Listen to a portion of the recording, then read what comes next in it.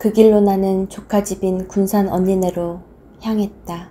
새벽 4시쯤 도착했지만 잠이 오기는커녕 내 머릿속은 할 일들을 생각하며 활발히 굴러갔다. 우선 병원에 가서 내 것과 윤성이 것 진단서를 끊어야 했다. 변호사도 만나야 했고 직원에게 연락해 며칠 휴무에 대해서도 이야기해야 했다. 진단서를 챙기고 변호사 사무실을 찾았다. 우선 사건 처리와 접근 금지가 급했다. 방학이라 언니에게 윤성이를 맡기고 혹시 남편이 찾아와 데려갈 수 있으니 문을 열어주지 말라고 당부했다. 어쩔 수 없었다. 대전으로 올라와 변호사를 만나고 경찰서에 가서 사건 처리를 했다. 접근 금지가 나오기까지 좀 걸린다는 답변과 아이 진단서까지 있고 경찰 앞에서 맡기까지 했으니 100% 승소할 것이라고 했다. 그동안 나는 고시원에 들어갔다. 치과일이 손에 잡히지 않았지만 아무렇지도 않은 척 꿋꿋이 해내야 했다. 멍으로 안대를 한 나는 직원들에게도 창피스러웠다. 하지만 마음만은 편했다. 10년 동안 난 이런 상황을 원했는지도 몰랐다. 접근 금지가 빨리 나오기만을 바랬다. 이틀 후 남편에게 협박 전화가 왔다. 애 데리고 들어오라고 했다. 안 오면 와서 깽판을 친다고 했다. 나도 업무 방해로 신고한다고 받아쳤다. 말은 강단있겠지만 손이 덜덜 떨렸다. 겁이 없다고 자부하던 내가 윤성이를 낳고 겁이 너무 많아졌다. 그로부터 며칠 후 언니에게 전화가 왔다. 지금 남편이 집 앞에 와서 애 내놓으라고 문을 두드린다고 했다. 도대체 그 접근 금지는 언제 나오냐고 했다. 곧 나오니 문 절대 열어주지 말라는 말밖에는 할 수 없었다. 전화를 끊고 한숨을 한번 쉬고 불안한 마음을 뒤로하고 치과 치료가 무서워 두려워하는 환자를 위로해주며 일을 다시 시작했다. 일 끝나고 언니에게 다시 전화했다. 남편이 문 밖에서 난리를 치는 동안 조카와 윤성이가 말도 안 했는데 둘이 손잡고 뛰더니 옷장 안에 숨어있는 걸 발견했다고 했다. 잠깐 짬을 내서 법원에 전화했다. 아직 접근 금지 명령서가 아직 안 나왔다고 했다. 손가락을 깨물었다. 나의 우려는 현실이 되었다.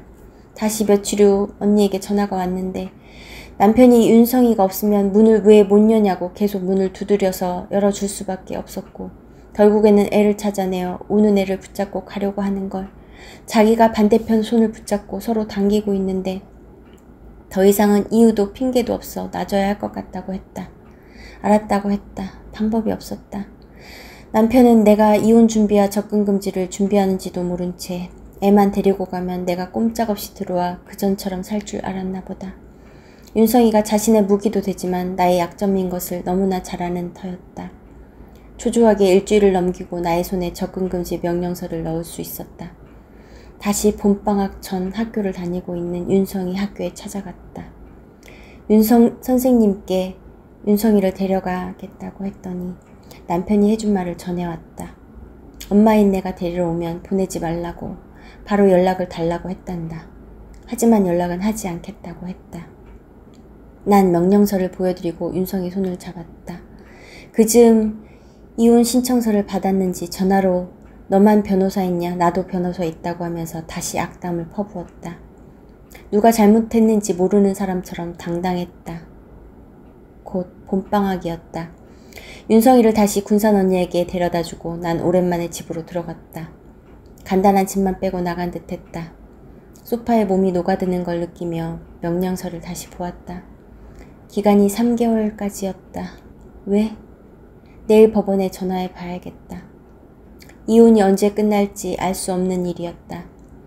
가정법원에서는 접근 금지가 3개월까지이고 연장은 2번만 할 수 있다고 했다. 그럼 9개월 후에는? 아직 이혼에 관해 그 어떤 연락도 법원에서 오지 않았는데 말이다. 불안감이 밀려왔다. 몇 주 후 검찰청에서 조카를 증인으로 세울 수 있는 법원 길이 잡혔다. 난 언니에게 얘기했지만 조카가 아직 초등학생이고 증인석에 세우고 싶어 하지 않다는 말이 돌아왔다. 나 같아도 그랬을 것이다. 변호사에게 물었다. 세우는 게 좋지만 아니어도 크게 상관없다고 했다. 그로부터 또 몇 주 법원에서 연락이 왔다. 좀 긴 통화를 해야 하니 편한 시간을 말해달라고 했다. 굉장히 꼼꼼하고 세세히 자세히 그날의 폭력 사건에 대해서 물어보았다. 만약 거짓말을 했다면 들통났을 정도로 물어보았다. 하지만 난 거침이 없었다. 마지막으로 걱정 말라는 말과 함께 윤성이를 법원으로 몇 번 불러 조사해야 한다고 했다. 예상은 했지만 검찰청에는 남편은 나오지 않았다. 그들이 윤성이와 나는 살 얼음판 위를 걷고 있었지만 그 어느 때보다도 평온한 나날을 보내고 있었다. 그 다음은 가정법원에 윤성이를 데리고 가서 조사받게 하는 거였다. 법원 건물이 더 딱딱하게 느껴졌다. 꽤 시간이 흘렀다. 한참 후 조종기일이 잡히고 그때 남편 변호사를 처음 보았다. 정말 남편의 말을 믿는 것은 아니리라 참 사악하게 느껴졌다. 여전했다. 양육권을 주장하면서 나에게 양육권을 포기하면 돈을 주겠다고 했다. 속 웃음이 나왔다. 돈도 없지만 내가 포기하지 않을 것을 알고 저러리라. 위자료 얘기도 변호사들이 주고받았다. 내 명의의 대출받고 내가 산 집을 남편 본인이 자기가 내게 돈을 주어서 사게 되었다고 말하고 있었다. 이젠 기도 안 막혔다. 그 후 법원에서 내 통장 내역 열람을 요구했다. 그러면서 부모교육 이수와 함께 법원에서의 부모 상담을 요구했다. 법원에서는 아버지의 자리를 강조하면서 폭행당해도 면접 교섭권을 포기시킬 수는 없다고 했다. 몇 주에 한 번씩 윤성이와 함께 남편을 만나야 했으며 돌아올 수 없는 강을 건넌 사람에게 놀이 등을 통해 만나게 하며 변화를 기대하는 듯했다. 한 가지 특이한 점은 중립인 법원에서 나온 가정상담사가 꼭 남편 쪽인 사람처럼 행동한다는 것이었다. 한 번은 공놀이를 하게 만들었는데 윤성이가 나에게는 보통처럼 세게 던지고 남편에게는 굉장히 살살 던지는 것을 가지고 나에게 화가 나서 그러는 거라고 했다. 난 아빠가 무서워 살살 던지는 거라 생각하고 있었는데 말이다. 그러면서 세 명이서 저녁을 먹기를 주장했는데 두 번째는 남편의 말에 내가 대꾸하자 큰 소리가 나기 시작했다. 난 상담사에게 다시는 따로 만나 저녁은 안 먹을 것이라고 말했다. 그 상담사가 개입되면서 많은 것이 변해갔다. 끝이 난 것 같던 윤성이의 법원 조사는 그 후 2번이나 더했고 그 상담사는 나와 윤성이 사이를 변질시키며 본인은 판사님에게 놀이과정에서 윤성이가 나를 무서워하고 두려워한다는 말도 안 되는 사실을 그대로 말할 수밖에 없다고 했다. 판사님은 자기 말을 아주 신용하고 잘 듣는다고도 했다. 난 이 사람이 남편 쪽에서 주는 뇌물을 받았나 할 정도였다. 하지만 증거를 잡을 수도 알 길도 없었다. 그저 법원에 불공평하게 상담사가 행동한다고 탄원서를 넣을 뿐이었다. 법원을 들락거리며 놀라운 광경을 많이 목격했다. 어떤 여자는 얼마나 맞았는지 허리에 압박 붕대를 하고 절뚝거리며 나타나기도 하고 그 위험한 법원에서 남자가 소리치며 여자를 쫓아다니며 광분하는 모습도 보았다. 왜 제압하지 않는 걸까? 시간은 느리게도 빠르게도 흘러갔다. 남편 친구가 어느 날 연락이 왔다. 검찰청에 들어간 폭력사건을 취소해주면 안 되겠냐는 것이었다. 어차피 이혼은 승소할 건데 아이 아빠를 범죄 기록이 남아 빨간 줄 남아서 좋을 게 뭐냐는 거였다. 고민했다. 검찰청에 전화했다.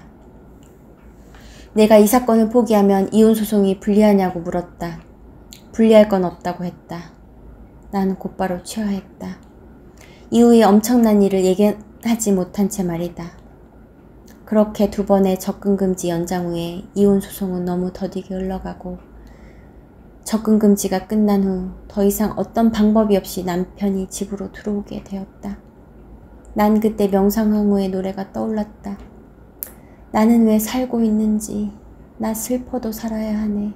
나 슬퍼서 살아야 하네.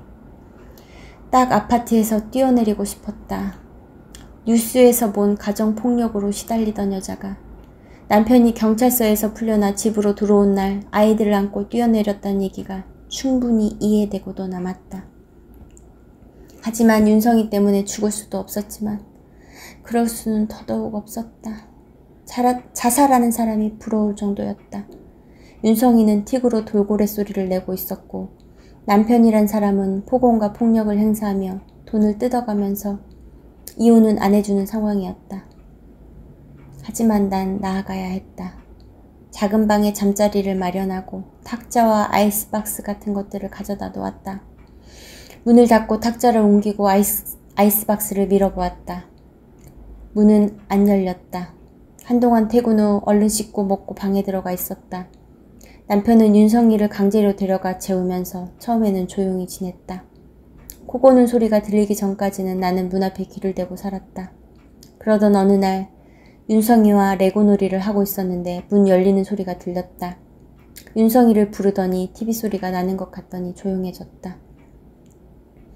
나도 잠을 청했다. 어느 순간 방문 밖이 시끄러웠다.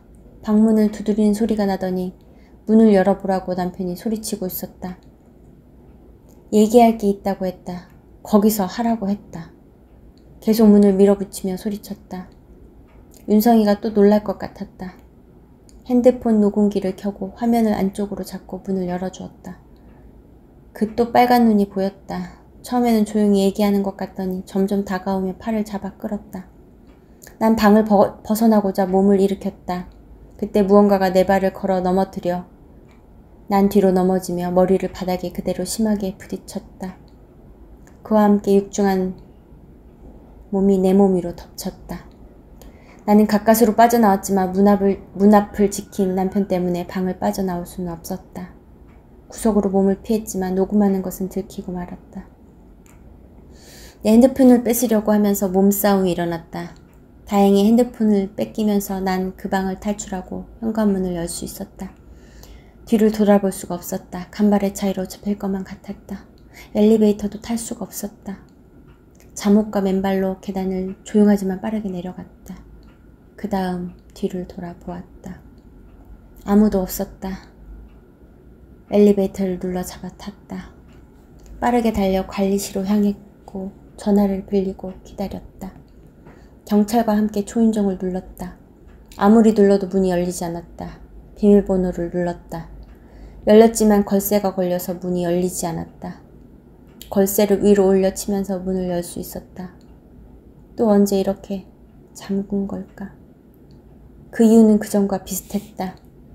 경찰과 싸우고 난 다시 혼자 나오고 다시 폭행사건 사건 처분하고 접근금지를 다시 받고 연장하고 하지만 이혼소송은 진척이 없었다. 다른 점은 폭행사건 취소를 안 해서 남편에게 벌금이 나갔다는 것이다. 변호사에게 전화가 왔다. 판결 날짜가 잡혔다고 했다. 직접 듣기 위해 진료를 빼고 법원에 갔다. 법정을 나오는 나는 비쩍 말라 곧 쓰러질 듯했다. 믿을 수가 없었다. 지고 말았다. 마이크가 울려 들리며 다른 말은 알아들을 수가 없었지만 기각이란 말은 똑똑히 들을 수 있었다. 아니 왜? 이유는 나중에 보내온 판결문을 통해 알 수 있었다. 상습적이 아닌 폭력. 그렇다. 내가 낸 진단서가 윤성이 것까지 5장이 넘었다. 여기 대한민국은 상습적으로 매일 맞다가 죽어나가길 바라는 것일까?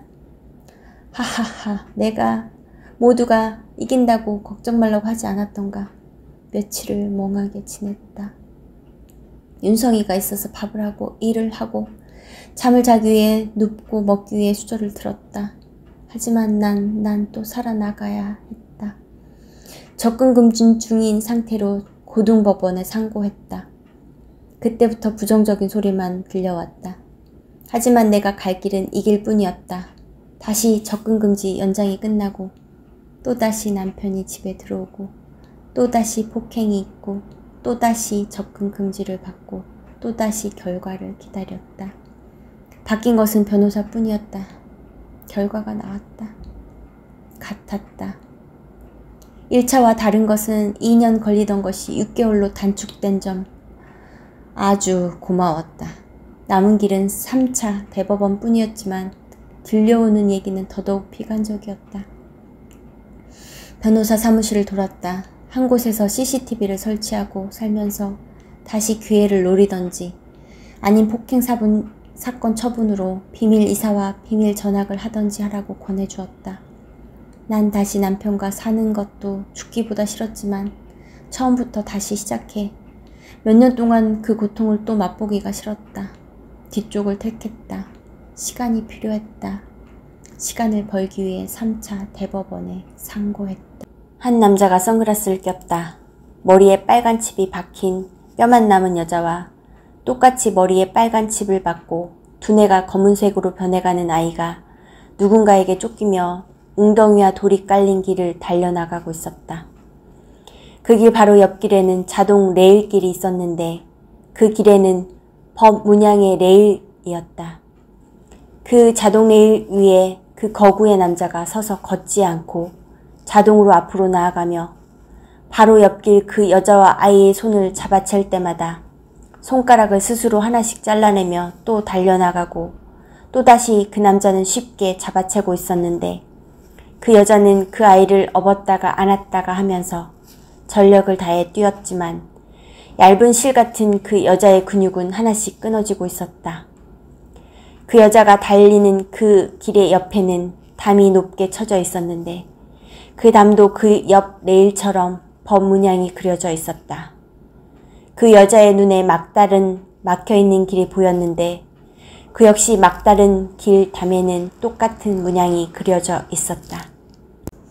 대법원에 서류를 접수한 후 나는 폭행 처분서를 들고 비밀 전학과 비밀 이사에 대해 하나씩 준비해 나갔다. 먼저 주민센터에서 비밀 이사에 대해 누구까지 열람이 불가능한 건지 정하고 학교 선생님께 비밀 전학을 해야겠다고 말했다. 선생님은 차일피일 미루더니 비밀 전학이 어려울 것 같다고 했다. 내가 다 알아보고 온 건데 무슨 소리냐고 했다. 바로 교육청에 다시 전화한 후 선생님을 만났다. 선생님은 사실 내가 임신 중이라 남편분이 와서 행패 부리면 유산이 걱정되어서 그랬어요. 내년에 하시면 안 되는 거죠? 라고 말했다. 난 시간이 없다고 했다. 와서 난리치면 경찰을 부르라고 했다. 마음이 묘했다. 이 미친 사람 때문에 도대체 얼마나 많은 사람들이 손해를 봐야 하는 것일까? 난 서울에 자주 올라가 언니와 집을 알아보고 다니고 학교도 찾아보고 치과는 어쩔 수 없이 양도에 들어갔다. 그 전에 살고 있는 4명의 아파트를 처분해야 했는데 이것이 내가 가진 전 재산이었다. 그동안 남편에게 많이도 뺏기며 몰래 산 유일한 재산이었다. 행운이 여신에게 이혼은 내 편이 아니었다면 비밀 도망은 내 편이었다. 집도 다음날 기다리고 있던 사람에게 연락이 오고 치과도 오래 기다리지 않고 주인이 나타났다. 차근차근 준비해 들어갔다. 전학 서류에 전학 갈 학교를 쓰고 언니가 받은 집을 보고 부동산 전세 서류에 사인했다. 기차를 타고 내려오는데 윤성이 전화로 남편이 전화가 왔다. 엿듣다 보니 통화 내용이 조금 이상했다. 마치 대전을 오는 길임을 아는 사람처럼 말했다. 불현듯 위치 추적을 당하고 있다는 느낌이 들었다. 집에 와 그전부터 흥신소를 조심하라던 4살 차이인 조카에게 전화했다. 불법이지만 다들 하고 있고 충분히 서울에서도 조심할 필요가 있다고 말했다. 심장이 덜컥했다. 치과 환자이자 목사님 말대로 외국으로 가는 게 나은지도 몰랐다. 그와 함께 이민에 대해 찾고 전화를 걸었다. 조카들이 영국과 캐나다에 있어서 그곳은 어떤지, 영주권은 어떻게 딸 수 있는지를 묻고 1시간 동안 상담을 받고 전화를 끊었다. 이것은 차후의 변수에 대한 계획이 될 것이다. 우선은 조카 명의로 핸드폰을 개설하고 몇 달 동안 쉬면서 숨어 있어 볼 참이었다. 이삿날이 다가왔다. 아침 일찍 일어나 사놓은 빵을 먹고 윤성이를 앉혔다. 지금부터 엄마 말 잘 들어? 오늘부터 학교에는 더 이상 못 가. 그래서 친구들에게 작별 인사를 할 수가 없어. 정말 미안한데 우리는 아빠를 피해 몰래 이사도 가야 하고 전학도 가게 됐어. 미리 말 못한 건 내가 혹시라도 말 실수할까봐 그랬어. 라고 말하는 나는 정말 미안한 마음이 가득했다. 이삿짐에서 오기 전 나는 핸드폰을 정지시키기 위해 그전부터 알아두었던 핸드폰 대리점 본사를 찾았다. 1번의 순번을 위해 도착하다 보니 30분이나 빨리 와버렸다. 그리고 핸드폰을 껐다. 이사는 다른 일에 비해 어렵지 않았다. 이사 후 시간에 쫓기는 일은 없었지만 갑작스런 불안감이 엄습해왔다. 윤성이와 손잡고 학교에 바래다 준 후 생애 처음으로 시간이 남아 돌았다. 대학생 때부터 일을 병행하면서 하루를 분단위로 살아야 했다. 부모님은 공부 잘했다고 칭찬은 해도 돈을 줄 형편은 되지 않았다. 가까운 시장을 둘러보며 반찬도 사고 새로운 집에 필요한 것들도 샀다. 키워보고 싶던 화초도 샀다. 그러면서도 여권 사진도 찍고 여권 신청도 해두었다. 학교 시간에 맞춰 윤성이를 데리고 오면서 놀이터도 들렸다. 토요일도 아침부터 재룡이를 데리고 놀이터에 갔다. 아이스크림도 사 먹고 붕어빵도 사 먹었다. 아침에는 윤성이가 밥을 천천히 먹는 것을 세수만한 얼굴로 지켜봤으며 저녁에는 레고부터 모든 장난감 놀이를 했다. 가까이 사는 언니가 반찬도 가져다 주고 밖에서 언니와 칼국수도 사 먹고 가까운 산에도 올랐다. 정말 눈물나게 행복했다. 한 남자가 선글라스를 꼈다. 그 막다른 길에서 갑자기 연문이 열리며 빨려들듯이 그 여자와 아이는 그 남자로부터 벗어날 수 있었다. 그제야 그 여자는 아이 머리 위에 있는 빨간 칩과 자기 머리 위에 있는 빨간 칩이 보였다. 둘의 머리에서 수신을 보내고 있는 그 칩을 그 여자는 2개 다 뽑아내었다. 생각보다 그 칩은 잘 뽑혀 나왔다. 그러자 그 칩은 더 이상 빨간 불빛을 내지 않으며 5개의 원을 그리지 않았다. 그 다음 그 여자는 멀리까지 달려가 모래 위에 다시 벽돌을 하나씩 쌓아 집을 짓기 시작했는데 쫓기는 동안 팔과 다리의 상처와 잘려나간 손가락이 없는 깊은 상처 있는 손으로 벽돌을 옮기고 붙이기에는 오랜 시간이 필요해 보였다. 그러는 사이 한 거구의 남자가 모래성 쪽으로 나오는 약한 원 1개의 신호기를 보고 날개 달린 개들에게 칩이 달려있는 화살을 쏘라고 계속 명령어를 보내고 있었다. 날개 달린 개들은 화살을 계속 모래성 쪽으로 쏘아 올리며 빨간 수신기가 달린 칩을 여자와 아이의 머리에 꽂으려고 안간힘을 쓰고 있었다. 우리의 그 흥신소를 피한 극적인 한국 탈출은 비행기에 내려 호주 공항의 햄버거집에서 기다리라고 했던 이민회사 사장님을 만난 것부터 시작되었다. 마침 호주 센터에서 일하고 있던 사장님은 우리의 너무 단촐한 짐 가방을 보고 놀랐다. 들고 올 짐을 챙기지도 못했지만 마음의 여유도 없었던 터였다. 내 마음과 다르게 11월의 호주 하늘과 날씨는 푸르고 청정했다. 미리 알아봐준 하숙집 같은 곳에서 짐을 내려놓고 점심을 간단하게 먹고 은행에 가서 통장을 개설하는 걸 도와주었다. 마지막으로 정보 수집 등을 위해서 교회에 다니는 걸 추천한다는 말을 남기고 사장님은 사무실로 돌아갔다. 모든 게 새로웠지만 난 어쩔 수 없이 긴장되고 걱정이 앞섰다. 그렇게 나의 호주 첫날은 차려주는 저녁밥을 먹고 오지 않는 잠을 청하며 흘러갔다. 다음날 하숙비를 2주치를 드리고 알려준 대로 마트도 가보고 공원도 가보았다. 공기도 맑고 공원도 새롭고 좋았지만 하숙비에 헉소리가 나왔고 마트에서 가격을 보고 손발이 떨릴 정도로 모든 게 비쌌다. 남편으로부터 해방된 동시에 경제적 압박이 나를 짓눌렀다. 급기야 보고도 아무것도 못 사주는 나에게 윤성이는 울면서 이럴 거면 왜 왔냐고 다시 돌아가자고까지 했다. 이민회사에서는 집을 렌트보다는 쉐어로 사는 게 저렴할 것 같다고 쉐어로 알아보자고 했다. 빨리 하숙비를 먼저 줄여야 했다. 방을 알아보는 동안 우리는 별로 할 것이 없었다. 아직까지 추적이 걱정되어 핸드폰도 스마트폰이 아닌 옛날 받기만 하고 문자도 아주 간단히 되는 것만 샀기 때문에 공원에 가는 일만 반복했다. 그때도 야구공과 배트도 너무 비싸 공은 공원에 굴러다니는 것에 부러진 나뭇가지를 가지고 놀았다. 저녁 때는 집주인과 시어생들과 가끔 같이 먹기도 했는데 렌트비를 묻는 나에게 어마어마한 가격을 알려주어 잠시 생각의 회로가 멈추었다. 내가 여기서 정말 살아남을 수 있을까 진지하게 걱정하기도 했다. 다행히 2주 후 쉐어집을 보고 아직 어린 윤성이를 보고도 받아준 집이 있어 성금을 지불했다. 그 집에서도 3살짜리 아이가 있었기에 가능했으리라. 그들은 신혼부부로 우리에게 많은 정보를 제공해 주었다. 호주에도 다이소가 있다는 것과 좀 더 저렴한 마트와 한인마트, 무료로 봉사차를 운행하는 교회도 알려주었다. 좀 더 생활에 생기가 돌았다.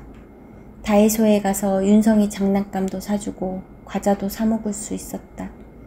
한국인이 많아 한국 상점이 많은 한인타운에 가서 학습에 필요한 노트북도 샀다.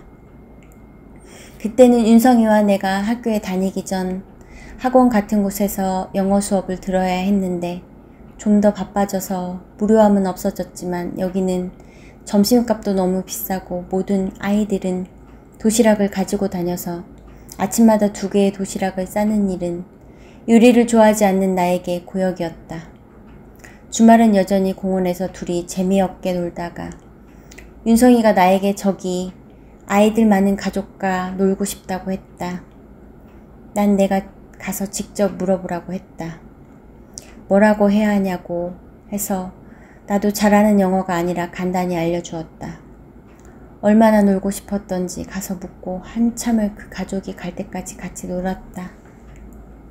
그 뒤부터 윤성이는 그 방법을 잘 써먹었다. 햄버거를 사줄 때도 난 한 번도 직접 사준 적이 없었다. 그렇게 윤성이의 입을 직접 열게 했다. 물론 영어 유치원을 다녀서 덜 어색하고 귀는 조금 트인 정도이더라도 말이다. 영어 유치원에 몇 년 동안 돈을 쏟아부어도 늘지 않던 영어가 6개월이 지나자 간단하게 말을 하기 시작했다. 항상 공원에서 성공적이지는 못했다. 사람이 없을 때도 있었고 어른들만 오기도 했다. 어느 날은 떨어진 나뭇가지를 선처럼 그림을 그리며 1시간 동안 놀기도 했고 어느 날은 아무도 없는 보드 공원에서 큰맘 먹고 사준 스케이트보드를 혼자 타고 놀기를 2-3시간 해야만 했다. 그러다가 발전해 성인 축구반에 골키퍼로 들어가서 놀기까지 했다. 나중에는 같이 뛰며 패스도 했다. 난 그런 윤성이를 공원 의자에서 지켜보면서 가끔 하늘을 가로지르는 비행기를 보며 향수병에 젖어 눈물을 훔치고 있었다. 한 남자가 선글라스를 꼈다. 그 마른 여자는 멀리 하늘을 날고 있는 개들을 본 후 아이의 칩이 꽂혀있던 자리를 자세히 들여다보았다. 그 자리에는 칼과 칼집처럼 칩을 꽂을 수 있는 움푹 패여진 칩집이 있었다. 그것을 빼내려 했지만 두뇌에 감겨있어 빼내고 나면 두뇌 손상이 따라야만 했다. 하지만 방법이 없었다. 우선 본인 머리에 칩집을 제거했다. 두뇌가 끊겨져 나왔다. 목소리가 안 나오고 안 들리고 안 보였다. 목숨은 건졌다. 다음으로 아이 칩집을 제거했다. 똑같이 두뇌 조각이 딸려 나왔다. 이제 완전히 수신호가 끊긴 것이다. 주변 환경이 갑자기 변했다. 어둡고 비가 오던 하늘은 따스한 햇살이 비치고 파란 하늘로 변하고 삭막하던 회색 풍경의 건물과 집들이 나무와 꽃이 어우러진 집들로 변했다. 한 폭의 그림 같은 정말 아름다운 공원에서 사람들은 운동도 하고 게임도 하며 주말을 웃고 즐기고 있었지만 그 여자와 아이는 뇌의 손상으로 그 어느 것도 느낄 수가 없었다. 마치 햇빛이 아름다운 날 먹구름이 이 둘만 따라다니면서 비를 내리는 것 같았다. 그 후 우리의 상황은 아주 조금씩 나아져갔다. 윤성이를 학교에 보내기 위해 학교에서 서류를 알아보는 중 집을 렌트해야만 하고 그 계약서가 있어야 한다고 해서 서둘러 집을 렌트해야 했다. 처음 렌트는 쉽게 주지 않는다고 하면서 나보고 럭키라고 했지만 그전 진작에 언니에게 맡겨놓았던 서울 전세금 뺀 돈을 가져와야 했던 돈이 들어있는 통장 잔금을 보고 주었으리라. 방 1개짜리 렌트비가 거의 4주에 200만 원이 훌쩍 넘었지만 이민회사의 충고대로 방을 2명에게 쉐어해주고 우리는 거실에서 자고 생활했다. 호주 생활하는 동안 우리는 거실 생활을 해야 했으며 그리해서 렌트비를 많이 절약할 수 있었다. 윤성이는 6학년에 들어갔고 나도 비자를 받기 위한 학교에 들어갔다. 윤성이는 학비는 1년에 1,000만 원이 넘었으며 나의 학비도 6개월에 800만 원이 넘었다. 남편에게 쫓겨 한국에서는 안 내도 되는 학비를 이렇게나 쏟아 부어야 했다. 교회도 대형 교회에서 가족 같은 분위기의 교회로 기차에서 한국 여성을 만난 계기로 바꾸고 친숙해지고 아는 이들도 많아져 갔다. 윤성이도 말은 안 통하지만 그런대로 학교에 적응을 하며 학교가 끝난 뒤에는 중학교부터 다닐 수 있는 유스센터에 다니며 주말에는 공원에서 축구도 하면서 점점 안정이 되어갔다.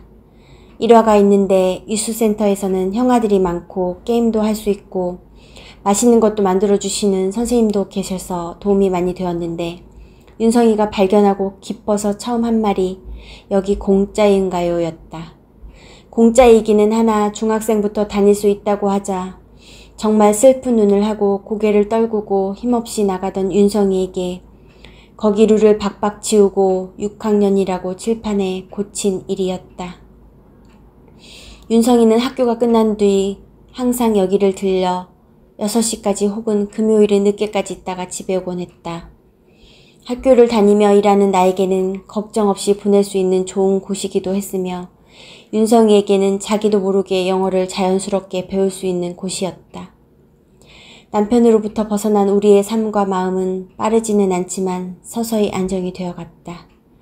윤성이 틱약도 처음에 못 구할까봐 걱정했지만 복용력이 있어서 비싼 전문의를 보지 않고도 일반 로컬 의사에게 탈 수 있었던데 이것 또한 감사한 일이었다. 의사 말이 윤성이가 먹고 있던 약이 완전 뚱뚱한 성인에게도 많은 양이었고 한국은 정말 심하다는 말을 들어야 했다. 호주의 자유롭고 활동적인 분위기의 학교생활, 교회에서의 윤성이의 적극적이고 활동적인 점을 칭찬하는 분위기, 집에서 아빠가 항상 큰 소리로 혼내고 엄마는 눈치 보는 익숙한 환경에서 벗어난 점, 이 세 박자가 잘 맞아 윤성이의 틱은 눈에 띄게 줄어드는 게 보였고 난 정말 기뻤다. 하지만 2억도 안 되게 가져온 돈이 학교, 렌트, 생활비로 빠져나가기 시작하면서 내 속은 타들어갔으며 나는 계속 이력서를 넣으며 마음을 졸여야 했다. 이민회사에서 치과의사로 이민 계획이었기 때문에 치과의사 자격에 필요한 OET를 위한 영어 공부와 실습을 위해 치과에서 처음에는 어시스트로 일할 것을 권했다. 직원들이 하던 일을 내가 해야 했다. 하지만 이력서를 많은 곳에 넣고 기다렸지만 그 어떤 소식도 들려오지 않았다. 한국도 그렇지만 호주는 정말 경력자를 우대하고 초보자는 꺼려하는 분위기도 하고 호주는 모든 게 느리게 흘러가서 그것 또한 나를 더 조급하게 만들었다. 기다림에 지치고 돈이 빠르게 떨어져 가던 나에게 교회에서 소개해준 교회분들이 제일 많이 하는 청소 일을 소개해 주었다. 이것저것 가릴 때가 아니었다. 우선 제일 쉽고 여자가 하기 편한 화장실 청소를 해야 했다. 맘을 먹고 다잡고 시작했지만 나의 자존심은 변기를 닦으면서 무너져 내렸다. 내 집 변기를 닦을 때와는 완전 달랐다. 소구름을 삼키며 일을 계속 해야 했다. 여기는 뭐든지 프로처럼 빠르게 해야 했기 때문에 슬퍼하면서 천천히 할 수가 없었다. 그러면서 영어가 부족한 나는 한국 치과를 타깃으로 삼고 직접 일일이 이력서를 내며 돌아다녔다. 거의 사람을 뽑지 않는다는 얘기를 들어야 했으며 나의 자신감도 갈수록 추락해갔다. 다행히 마지막으로 이력서를 놓고 온 치과에서 연락이 왔고 학교도 다녀야 했기에 파트타임이었지만 하루에 3-4시간밖에 일을 주지 않았다. 이 일로 청소 일은 시간이 겹쳐 그만두어야 했고 치과의사에서 어시스트로 일하는 일 또한 다시 한번 나의 자존심을 뭉개버렸다. 다행히 한국과 호주의 단점만 가졌던 한국 치과에서는 1년을 넘기지 않고 다른 호주 치과에서 연락이 와서 더 나은 조건으로 일할 수 있었다. 시급도 많이 차이 났고 영어로만 말해야 하고 좀 더 인간적인 대우를 해주었다. 신경치료만 전문으로 하는 치과인데 거기에는 나처럼 다른 치과 의사들이 시험에 대비해 어시스트로 일한다는 점이 비슷했고 다른 점은 그들은 영어 회화가 나보다 유창하다는 점이었다. 일하는 것은 정말 자신 있었지만 영어가 내 발목을 잡았다. 특히 말하기에서 점수가 올라가지 않았다. 예를 들면 중학생이 대학생처럼 유창하게 말해야 했는데 나이가 있는 나로서는 아무리 노력해도 어려운 부분이었다. 점심시간이나 쉬는 시간에 호주 태생 의사와 데스크에서 일하는 분이 긴 대화를 하거나 농담을 하면 전혀 알아들을 수가 없는 정도였다. 그 높은 벽에서 너무 준비 없이 온 것을 실감하며 너무 이민해서 말만 듣고 온 것은 아닌지 자꾸 불가능에 가깝다는 생각이 들었다. 하긴 쫓기면서 알아볼 시간이 너무 없었지만 말이다. 그때 만약 내가 급박하게 쫓기던 상황에서 호주라는 선택지를 안 뽑았다면 어찌 되었을까? 윤성이의 손을 놓을 수 있었을까? 아님 제자리로 돌아가 점점 심해져가는 폭력 속에 무사히 살아남을 수 있었을까? 내가 자살을 피할 수 있었을까? 한 남자가 선글라스를 꼈다. 시간이 갈수록 손가락은 다시 자라고 두뇌는 다시 자라 연결되고 있었다. 그러면서 조금씩 보이고 들리기 시작했다. 그제야 둘의 위치가 파악되었다. 그 여자와 아이는 절벽산에 살고 있었다. 앞쪽으로 가면 가파른 절벽산을 올라가야 했고 뒤쪽에는 낭떠러지가 있었다. 절벽산 너머에는 여유로운 사람들의 웃음소리가 들려왔으며 반짝이는 금이 땅에 박혀 있었는데 산 양옆 바다로 비치면서 반짝이며 빛나고 있었다. 그 여자는 다 여물어지지 않은 손과 발로 절벽산을 아이를 업고 타기 시작했는데 발을 헛 디디면 낭떠러지로 떨어져야 했다. 그 낭떠러지에는 교도소 같은 회색 아파트가 땅을 뒤덮고 있었고 그 위에는 날개 달린 날카로운 이빨을 드러낸 개들이 날아다니고 있었다. 하지만 90도 가까운 바위 절벽산을 아이를 업고 아무 장비도 없이 오르는 건 불가능해 보였다. 직장을 바꾼 후 나의 경제력 상황은 모으지는 못해도 있는 돈을 더 쓰지는 않게 되었다. 학비에 집, 렌트비에 한 달에 100만 원이 넘는 식비는 해결할 수 있었지만 그동안 가져온 돈을 거의 써서 1000만 원 정도 남게 되었다. 그쯤 다짐한 게 있었는데 1000만 원 밑으로 내려가면 다시 돌아가리라 했었다. 성실하고 경험이 많았으므로 파트일은 점점 더 많이 받게 되었다. 윤성이만 깨우고 아침만 차려놓고 출근하는 일이 잦아졌다. 어느 날 학교에 호출이 있었다. 다소 심각한 분위기였다. 그 학교는 각 나라에서 온 아이들이 학교에 적응하기 전에 가는 영어 중점 학교였기 때문에 다행히 한국어 통역이 가능한 선생님이 계셨다. 교감 선생님은 한겨울에 윤성이가 교복도 입지 않고 그 어떤 점퍼도 걸치지 않고 반팔만 입고 학교에 와서 가정, 방임 등을 추궁하기 위한 자리였다. 난 갑자기 울음이 터졌고 그 한국말 도우미 선생님은 사실대로 솔직히 말해보라고 달래주었다. 난 용기 내어 사실대로 얘기하기 시작했고 그 도우미 선생님은 적절히 통역하는 듯 했다. 그러자 그 교감 선생님은 나에게 이젠 일할 필요도 없다고 행운을 빈다고 말했다. 도우미 선생님은 학교에서 난민비자 신청하는 걸 적극적으로 도와줄 것과 윤성이 점심을 무료로 제공하고 학교 식품 주문 시 우리 것도 주문해주고 했다고 하면서 우리 식비도 간접적으로 돕겠다고 했다. 난민비자가 되면 집도 얻을 수 있고 영주권도 생기고 나라에서 아이들을 기를 수 있도록 돈도 준다고 했다. 갑자기 희망이 생겨버렸다. 그 후로 소개해준 무료 난민 법률 상담을 받았는데 가정폭력으로 이혼소송 기록이 있는 점, 그 폭력을 피해 호주에 온 점은 해당이 되는데 우리나라 한국이 문제라고 했다. 각 국가에 등급이 있는데 한국은 등급이 높아 가정폭력 피해자를 보호해주는 나라라는 것이었다. 기가 막혔다. 다시 한번 한국이 나와 윤성이를 보호하지 못하고 2번 버렸다. 난 다시 어쩌지도 못하고 우울증을 부여잡고 일상에 복귀해야 했다. 난 일하면서 항상 죽고 싶다는 생각을 하며 일했다. 가끔 무의식 중에 일하는 와중에 석션을 잡고 있을 때가 있었는데 석션을 잡고 텅 빈 눈으로 죽고 싶다는 생각만 할 뿐이었다. 그때 베로니카라는 한국 이민 2세 친구가 있었는데 첫 직장 한국 치과에서 만난 친구였다. 그 친구는 한국 부모님의 영향으로 한국말은 아주 조금 해서 간단한 대화는 가능했는데 그 친구가 다른 난민 변호사에게도 상담 받아보자고 졸랐다. 별다른 방법이 없었다. 그런데 조금 다른 얘기가 나왔다. 한국 등급이 높기는 하지만 홍신소가 개입한 점, 아이까지 폭행한 점을 들며 가능성이 높지는 않지만 신청은 가능하다고 했다. 신청하기로 마음을 굳히고 서류를 준비하는데 보통 일이 아니었다. 너무나 고맙게 베로니카가 도와주기로 했다. 나중에 서류를 보냈는데 300장이 넘는 듯 했다. 몇 주 후 신청은 받아들여졌고 결과는 몇 년이 걸릴지 모른다고 했다. 난민비자 상태에서 일하는 시간은 학생 비자와 다르게 제한이 없어졌고 학교를 다닐 필요가 없어졌지만 윤성의 학비는 그대로였다. 이것만 해도 숨통이 트였다. 그것도 1년이었다. 신청이 거절되었다. 어느 정도 예상은 했지만 그때의 참담함과 또다시 희망 없는 삶을 살아가기가 너무 괴로웠다. 베로니카의 2차 재신청에 본인 사비를 쓰겠다는 말도 교회 분들의 그 어떤 위로도 귀에 들어오지 않았다. 갑자기 교회도 다니기 싫어졌다.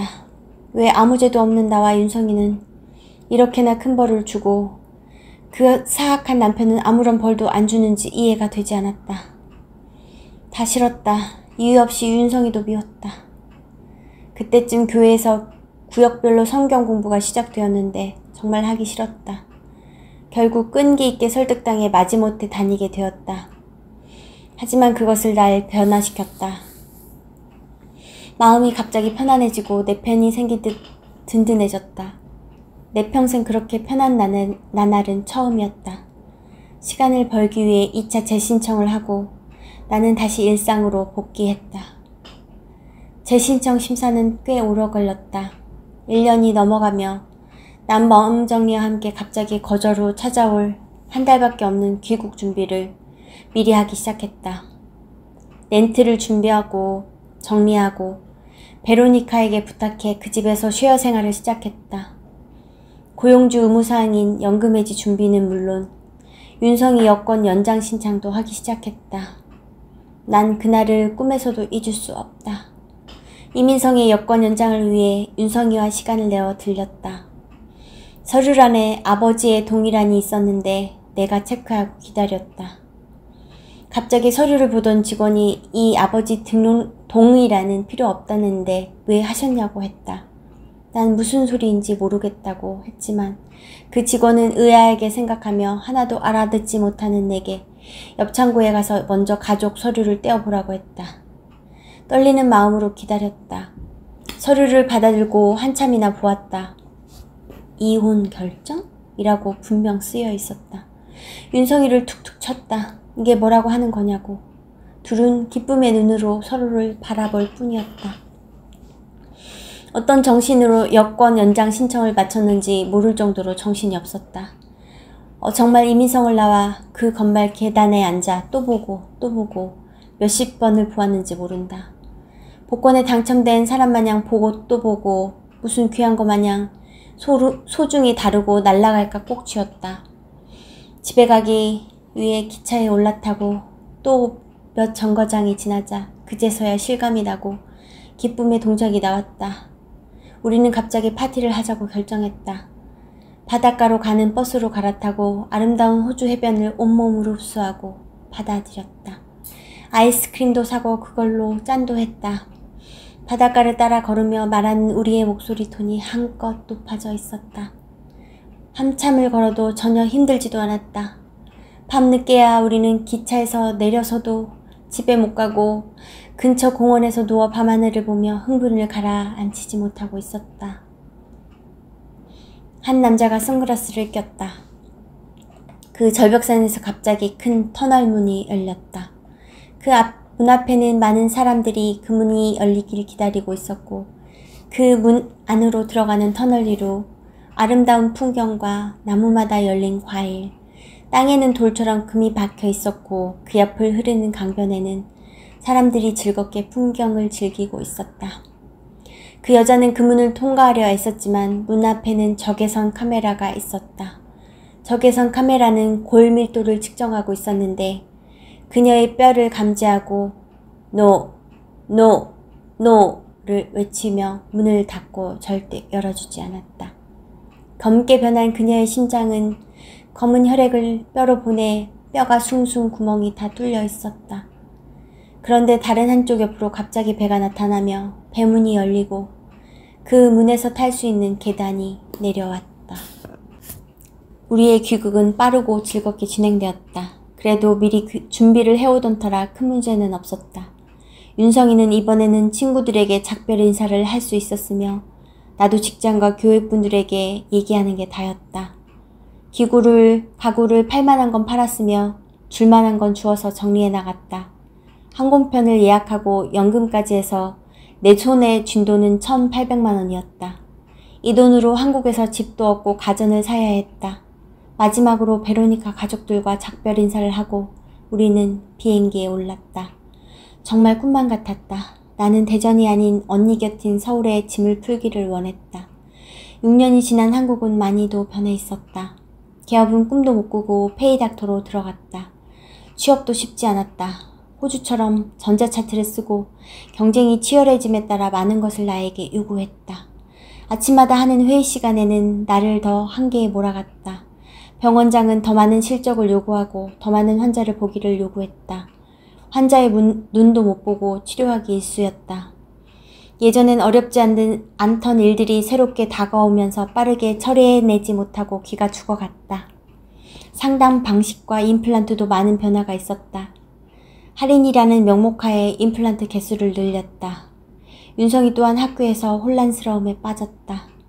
선행학습에 익숙한 반 친구들과 선생님께 맞춰 교과학습을 따라가야 했으며 심지어 영어 시험을 100점을 받지 못했다. 또다시 어쩔 수 없이 학원과 과외 지옥에 들어가야 했으며 나 또한 사교육비로 허리가 다시 휘청이고 있었다. 적성에 맞지만 대학에 안 가도 되는 일은 한국에는 거의 없었다. 어느새 공부 따라가느라 불쌍해 보이던 윤성이를 공부하라고 다그치고 있었다. 그러면서도 성적은 좀처럼 오르지 않았다. 윤성이는 호주를 더욱 그리워했으며 어떨 때는 나도 그리웠다. 계급이 없고 어떤 일이라도 당당하고 동등하게 일하며 개인주의지만 개개인을 배려하는 호주가 그리웠다. 나도 이런데 우리 윤성이는 오죽할까 싶었다. 매일 아침 지하철에서 콩나물 시루처럼 떠다닐 때도 호주 기차 안에서 바나나와 사과로 아침을 먹으면서 보던 자연 풍경이 생각났다. 집 월세를 내면서 집살 걱정에 부동산 시세를 걱정하는 챙기는 나를 보며 호주 사람들은 돈 모아서 여행 갈 국민을 하고 있던 노후의 집 문제는 나라의 고민거리인 듯 생각하던 것도 생각났다. 5,000원이 넘는 가벼운 우유를 사면서도 무거웠지만 정말 싼 호주의 우유도 생각났다. 회식 때 아직도 술을 넘치게 권하고 밥 먹고 항상 술집에 가야 하는 것을 보면서 집에 초대하거나 공원에서 가족과 함께하는 회식을 하는 호주의 술 문화가 생각났다. 내가 호주를 그리워할 줄은 몰랐다. 하지만 그리웠다. 그럼에도 혹시나 나를 뒤쫓고 있는 전 남편을 걱정하며 윤성이는 늦게까지 학원에 보내고 나는 진료가 끝난 치과에 남아 그날의 진료 기록과 다음날의 예약표를 보며 고군분투하고 있었다. 둘 다 모두에게 트라우마가 된 가정폭력 후유증을 가슴에 담고 살아가고 있었고 상담과 치료가 필요했지만 둘 모두에게 마음과 생활의 여유가 없었다. 그러면서 진료실에서 상담을 해주고 치료를 해주고 있었다.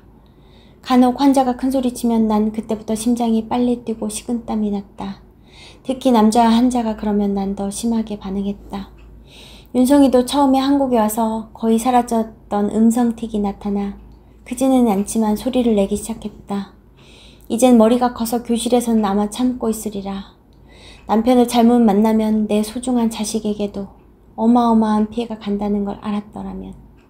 결혼 전 남편이 직원에게 소리치던 모습, 술을 매일 먹던 중독된 모습, 돈을 계획 없이 잘 쓰던 모습, 모든 걸 그냥 지나치지 않았으리라. 아니, 일부러 화나게 해서 그 대응 방법, 참을성도 보고 술을 더 먹여보고 주사를 관찰하고 과거에 돈을 얼마나 벌고 어디에 쓰고 얼마를 썼는지 따져보았으리라. 아니다. 과거로 돌아간다면 이런 남자는 만나지도 않고 철벽녀가 되거나 임신을 봄, 여름, 가을, 겨울이 2번 지나간 후 생각해보고 혼인신고도 미루었으리라. 현재의 자리에 서서 힘들었던 가정 속에 앞만 보고 달리던 외로움에 쌓여 남자를 순수한 눈으로 바라보기만 하는 과거의 내가 보였다. 그리고 신문과 방송 안에서 나와 비슷한 그녀들이 보였다. 그 옆 그녀들의 손을 잡고 있는 불안한 눈빛을 가진 아이들이 보였다. 또 그 옆 대자로 자고 있는 남자들이 보였다. 한 남자가 선글라스를 꼈다. 그 배를 탄 여자와 아이는 배 안으로 들어가 큰 창문으로 절벽산 낭떠러지에 위치한 회색 도시를 보고 있었다. 그 회색 도시에는 교도소처럼 생긴 닭장 같은 철장집이 수도 없이 많이 보였다. 그 집 하나하나에는 그 세 명처럼 금속 근육과 입안 가득 금속 화살촉을 머금고 있는 남자와 검은 심장으로 변해가고 있는 여자와 심장과 두뇌가 검은색으로 변해가고 있는 아이들이 보였다. 그 아파트들의 출구는 한 개밖에 안 보였는데 그 문과 아파트가 연결된 붙어있는 통로 2개가 보였다. 그중 한 개의 통로는 쭉 뻗어 프리패스가 쓰여 있었고 다른 한 통로는 구불구불 굉장히 좁고 그 안은 가시가 박혀 있어서 지나갈 때마다 피를 흘려야 했다.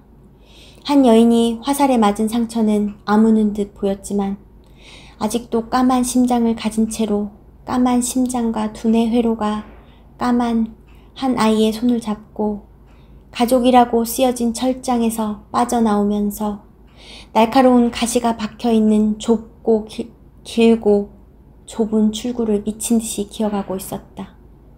반대편 통로의 남자는 프리패스로 아무 심사회 없이 화살을 등에 메고 바로 따라 나오고 있었다.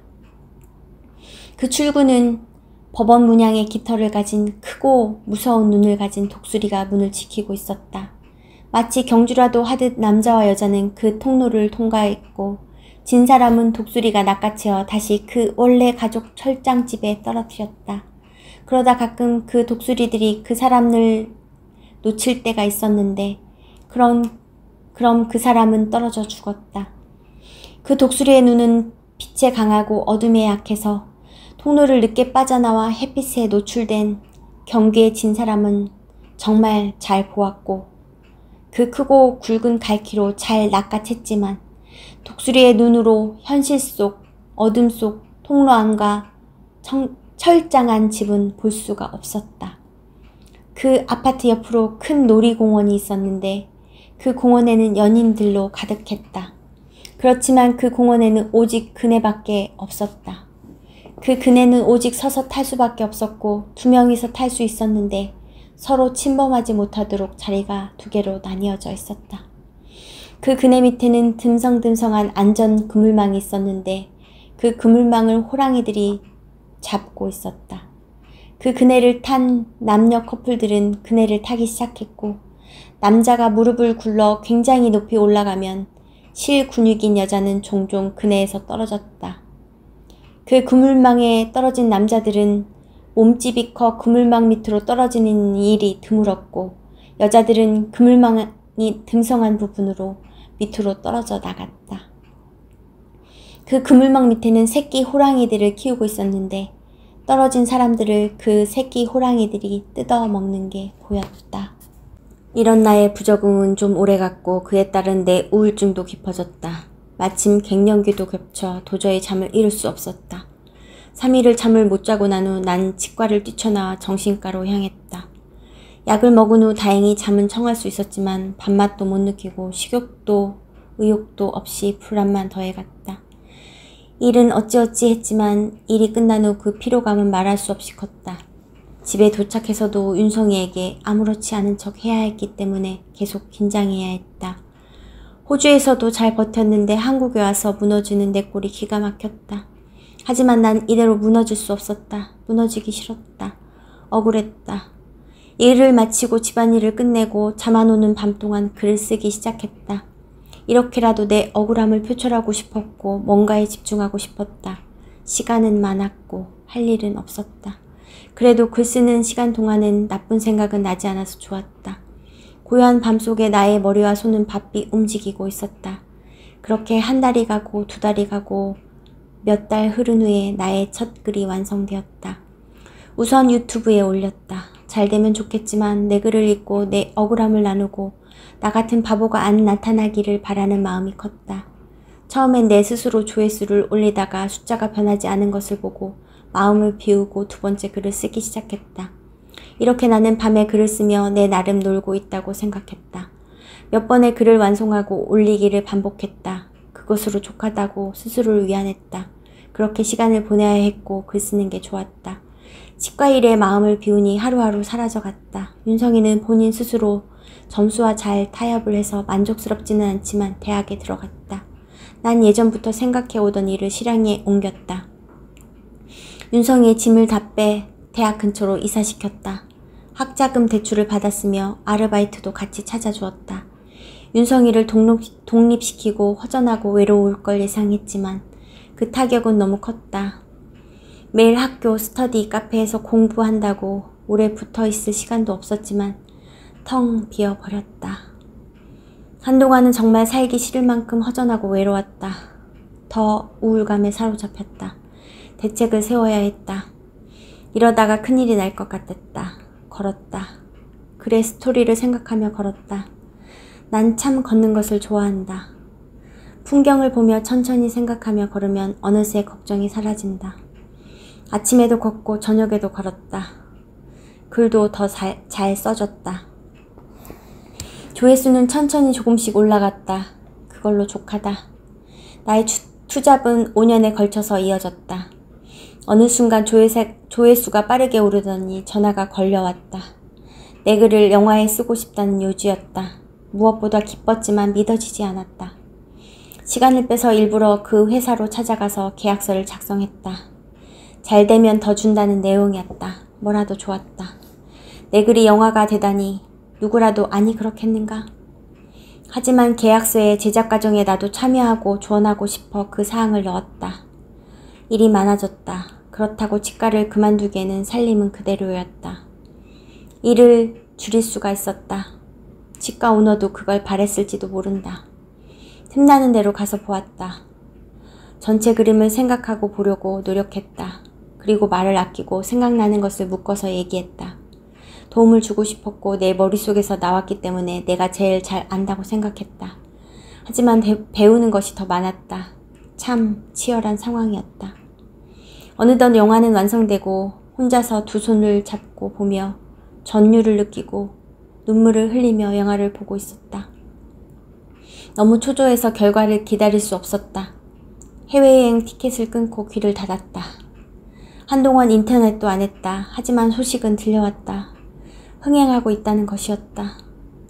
나는 검색을 하기 시작했고 그 물결을 피부로 느낄 수 있었다. 나는 너무 기뻤다. 과거의 힘듦이 보상될 만큼 기뻤다.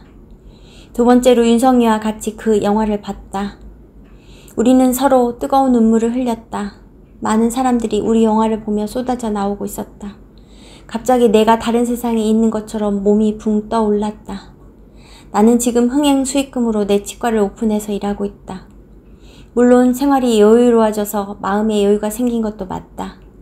하지만 화려하지도 번화가도 아닌 시골에서 일하고 있는 데가 좋다. 난 어려운 사람들을 도우며 봉사하며 살고 싶었다. 일하는 사람을 못 구해 나 혼자 일할 때가 많지만 이런 숨 쉴 수 있고 나누는 삶이 너무 좋다. 일찍 끝나고 산책도 할 수 있고 글도 쓸 수 있고 아픈 사람을 도와줄 수 있는 나의 재능을 쓸 수 있는 이런 삶이 좋다. 가끔은 아들이 찾아오는 한편의 그림처럼 줌 아웃되는 삶을 살아가리라. 한 남자가 선글라스를 꼈다. 배에 탄 여자와 아이는 풍경이 아름다운 큰 섬과 회색 도시의 섬 사이에 조그만 섬에서 내렸다. 그 섬은 크지는 않았지만 조그만 나무와 꽃이 아름다운 곳이었다. 그 여자는 맨손으로 흙을 빚어 벽돌을 만들어 집을 짓기 시작했다. 아이는 바다로 나가 물고기를 잡기 시작했고 바닷내음과 햇볕이 그 아이의 심장과 두뇌에 스치며 점점 빨간색으로 변해가기 시작했다. 그 옆을 그 여자는 햇빛을 마주보고 앉아 펜을 잡고 무언가를 쓰고 있었다. 간혹 그 여자는 꽃과 나무와 바다 내음과 익어가는 별을 바라보고 있었다.